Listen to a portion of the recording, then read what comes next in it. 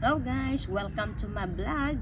Kung bago pa lang kayo sa aking YouTube channel, huwag niyo sanang kalimutan mag-like, mag-subscribe at pakiclick na rin yung notification bell para updated kayo sa mga bago kong videos na ina-upload.